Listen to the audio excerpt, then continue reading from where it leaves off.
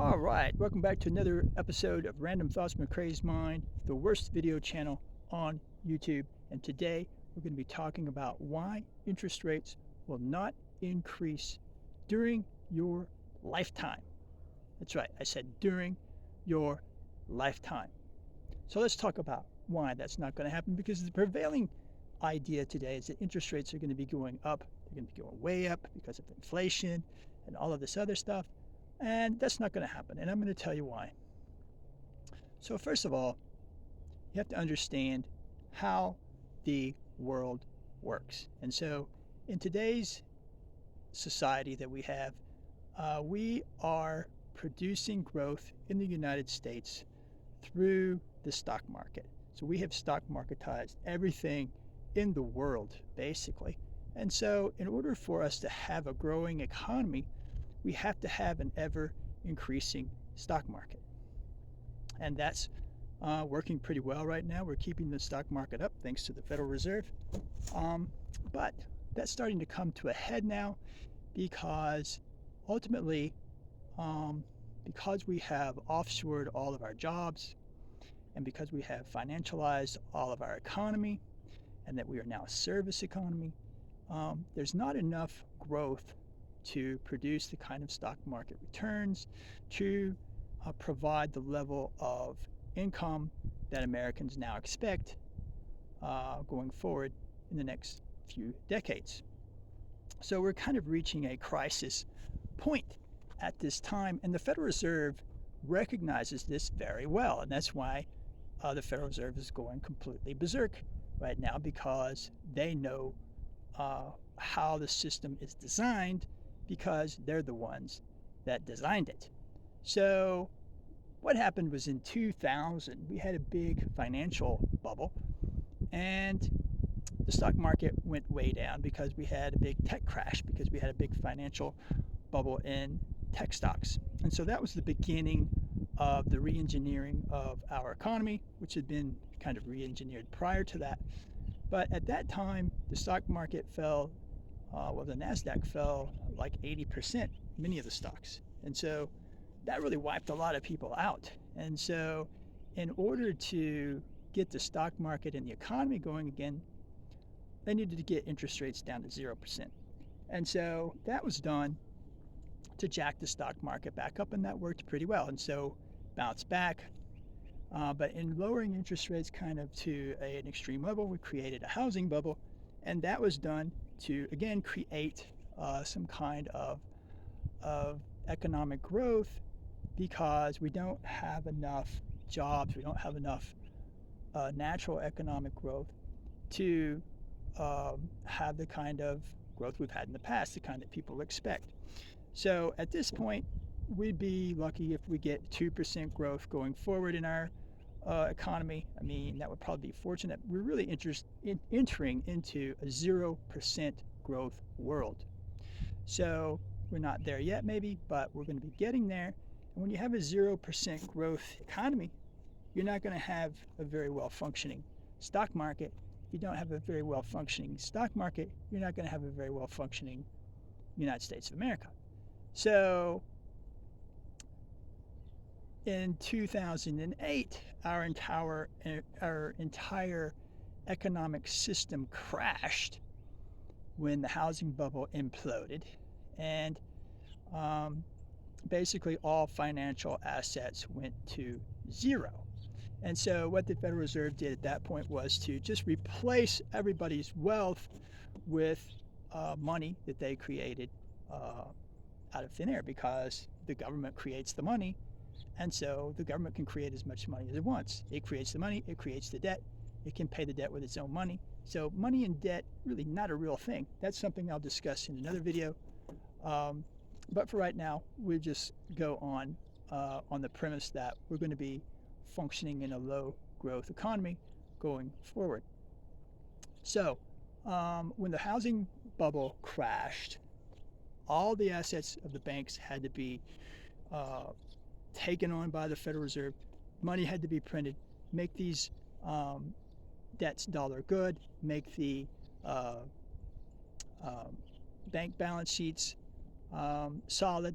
And so what they did was they allowed banks to borrow at 0%, and then they let them buy treasury bonds at 2, 3%, whatever. And so, you can see that's just a way of funneling money into the banking system, and that worked really well. And it also got the stock market up. 0% interest rates will jack up the stock market, and that's the whole point. And so after 2000 and 2008, the Federal Reserve realized it was really onto something, and that became its modus operandi, was to jack up the stock market as high as they could get in order to create growth. And so that's where we are today. Now, how does that lead into interest rates? Well, as I said, we're entering into a period of time where you're not going to have sufficient growth. We're talking about 2% growth. 2% growth is going to produce like maybe a 6% return on the stock market.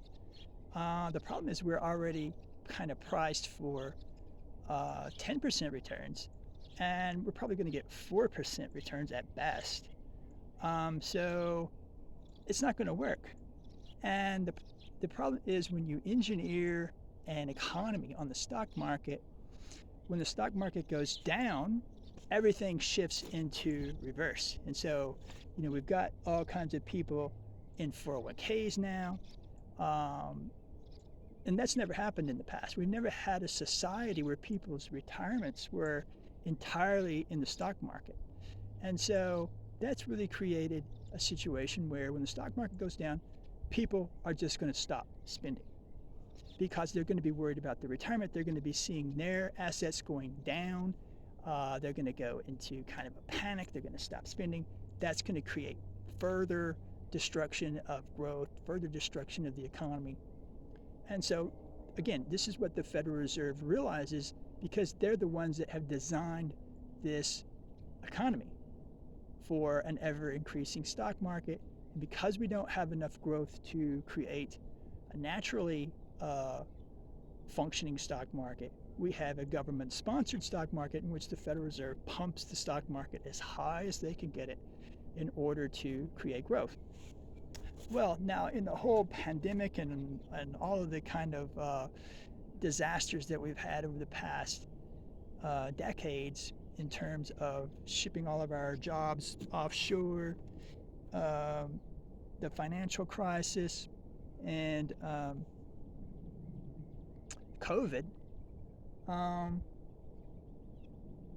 we're at a point where the Fed has really floated the entire U.S. economy with we've got all this stimulus money, we've got people, and all this money is gone into the stock market, into financial assets, into Bitcoin, which again is a recognition of this kind of phenomenon where people recognize that money is starting to lose its value, debt is starting to lose its value, but Bitcoin ultimately is a misunderstanding of what is going to happen going forward. And I'll have to discuss that in another video because this one's going to be way too long for that. But anyway, getting back to why your interest rates are not going to be going up, it's a very simple concept. If interest rates go up, the stock market goes down. And if the stock market goes down, you get no growth. And so if you have no growth, you have no economy. And if you have no economy, you got no stock market.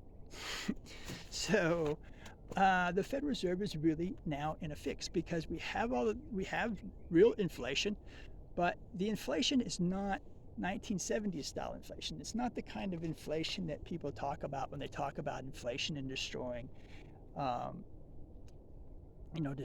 the world, because we don't have what we have is asset inflation, which is considered good inflation, right? We've jacked up the stock market to huge levels. That's where your inflation is. That's bled over into prices as people have become more wealthy. We got the stimulus money. And now we have, because we've offshored all of our jobs, we have supply chain problems. And so we're getting real inflation based on the fact that we have these real bottlenecks in supplies. We have an inability to supply the things that we need in this country because we don't make things here anymore. And so we're getting everything from China. We're getting a backlog on all sorts of stuff because we don't make anything. And so prices are going up. Well, obviously, this is not a kind of natural kind of inflation that people talk about, because when they're talking about kind of old school inflation, you're talking about wages. You're talking about 1970s inflation. That was when people had union jobs. People were making a lot of money, right? So the way that you solve that problem is you destroy jobs. You destroy people's incomes. You destroy the economy to the extent that you can get enough people unemployed that you no longer have the kind of growth and everything else. And so, employers get a handle on wages, and you really kick your average American in the teeth, and that kind of simmers down your economy. Well, right now we don't have that problem, do we? I mean, we don't have a problem with people making too much money. Quite the opposite. We supposedly have very good job numbers, low unemployment, I suppose, supposedly. But those are not very good jobs. We have really crap jobs in the United States now. There aren't that many good jobs anymore. There aren't any manufacturing jobs. There aren't any union jobs. You can't make $40,000 a year. People are driving Ubers and doing all of this kind of temporary work, kind of just making things work. And of course, you got the stimulus checks during the COVID crisis, but all that's coming to an end, right? And so now we've got all this inflation. So we're entering into this point where the stock market is not going to go up anymore. And so if the stock market doesn't go up, then you can't have high interest rates. You have high interest rates, the stock market will go down. And so since the Federal Reserve is in the business of jacking up the stock market, whenever the stock market starts to fall, it's going to lower interest rates, because it's going to have to, because if you don't have an ever increasing stock market, you don't have an economy in the United States of America. And so it's going to be completely impossible to have higher interest rates. And later in the year, you'll start to see this when interest rates actually start to go up a little bit. I mean, right now, when I'm talking about interest rates never going up in your lifetime, I'm not talking about like they're always going to be at exactly zero. We're talking about something between 0 and 2% basically on a money market. So short-term interest rates won't get over 2%. I don't think, certainly not over 3%. And you'll never see an interest rate of more than 4% on the long-term bond. I don't think you'll ever see 4%. I don't think you'll ever see 3%. But probably max on the 30-year bond will be 3%. Max on a short-term money market type of account will be 2%. And when you reach these levels, you'll have a collapse of the economy, and the stock market will go down, and the Fed will lower interest rates to get the stock market back up, and the stock market will go up, and then they'll try to get interest rates back up again. Stock market will go down, they'll lower interest rates. We've basically been in this cycle really since the year 2000, when the stock market first crashed. We went to 0% interest rates, and you really haven't had interest rates at all since then. That's been 25 years. I mean, we had a couple of episodes where you got interest rates up to 2% or something like that, and then they went right back down to zero, right? So, I mean, this has been going on for 25 years. So it's going to go on for the next 25. You can't have high interest rates in this world. It doesn't work. And when the stock market goes down, everything shifts into reverse. People are going to stop spending money. People are going to panic. I mean, think about this. When I was in college in 1987, I came home from work one day, and the stock market was down an all-time amount. I think it fell 37% in one day. Now, how much do you think that affected people in 1987? It didn't affect them at all. You know why it didn't affect them? Because nobody had any money in the stock market. People didn't even know what the stock market was. And as a matter of fact, when I saw that I watched Peter Jennings make this announcement on ABC News, I laughed and I said to myself, serves him right for investing in the stock market. Little did I know that I would become completely obsessed by the stock market years later. But was it discussed by people in the dining hall or anything like that? Never was a word mentioned about the 37% crash of the stock market, because nobody had money in the stock market. Back in those days, you could get 8% on treasury bonds. Nobody cared about the stock market. It wasn't important. It wasn't any part of the U.S. economy. Today, it's the whole economy. I mean, if the stock market crashed 37% one day, you have any idea what would happen? The whole world would end. I mean, it would literally be the end of the world. It would be over. So, because people's 401ks, again, you've got people stuff their 401ks into these stock market mutual funds. If they go down, nobody's going to spend any money. People's whole retirements are going to be destroyed, right? This can't happen, right? So what's the Federal Reserve going to do? It's going to lower rates every single time that the stock market goes down, every single time. And so what's going to happen 6 to 9 months from now is all these higher oil prices, these short-term interest rates are going to really start biting, because again, you don't have any real economic growth. We're not getting inflation through wages. We're getting inflation through asset inflation, Bitcoin, stock market. People feel rich. They're going out and spending money. When that goes in reverse, there's going to be no economy. Nothing. Nothing. There's going to be nothing. So it's going to be impossible for people, it's going to be impossible for the Fed to raise rates to any degree, because again, it will shift into reverse. People will stop spending money. They will stop feeling rich. They will start to panic. And as soon as the stock market goes down, you watch. If the stock market goes down 5%, I guess it's already down about 10%. It went down about 10%. So, but if it goes down like another 5, 10%, the Fed's going to completely panic. They're going to completely panic out of all of this. A lot of people say the Fed's going to try to knock the stock market down. No way. There's no way. The Federal Reserve is absolutely going to keep the stock market up. They're just trying to get away with this right now. They feel like the stock market's at such a high level. They feel like they've got things balanced out, that they can raise interest rates. They can jawbone the stock market, keep it in a good place, and they'll be able to get through this, raise interest rates a little, keep the stock market balanced. Everything's going to work out fine. But if the stock market starts going down, they're going to completely abandon all of this interest rate increases. And again, every time that interest rates go up by any amount, the stock market's going to go down, and the Federal Reserve is going to stop raising interest rates. And this will happen over the course of your entire lifetime, over and over and over again. You'll never see interest rates get over 2% on a money market.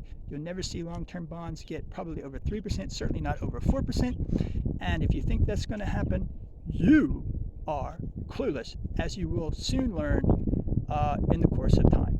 And so that's enough for today. That's my video.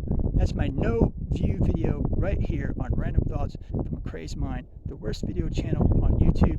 So if you like this video and you somehow managed to watch it, and you watched all the way to the end, well, give me a like and a subscription.